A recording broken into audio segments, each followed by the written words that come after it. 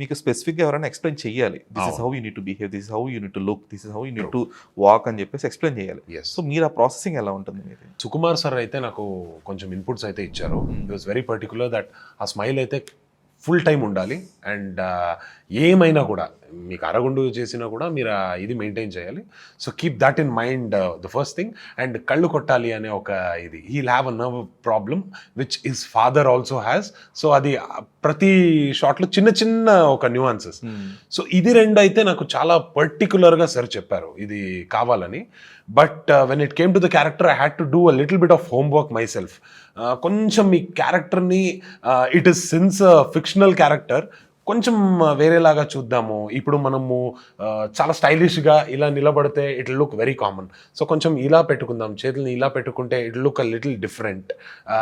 కొంచెం ఆ అమ్మాయిలాగా కూడా కొన్ని విషయాల్ని తీసుకొని వస్తే అది it might look a little different for the character అని అనుకున్నా. And in a few shorts I was very particular where నేను వెళ్ళి అబ్బాయిలు చేతులు పట్టుకుంటాను, అంటే అమ్మాయిలాగా చేతులు పట్టుకొని నేను రా అది ఇది అని చెప్తా. That was the main reason was నేను ఎక్కడో ఒక ప్లేస్లో విన్నా చాలా మంది, ఇన్ఫ్యాక్ట్ నేను కాలేజ్లో ఉన్నప్పుడు కూడా చాలా మందిని చూసిన అబ్బాయిలు చేతులు పట్టుకొని they walk like they are not gay or anything as such, but వాళ్ళకు అదొక అలవాటు అన్నట్టు అయిపోయింది.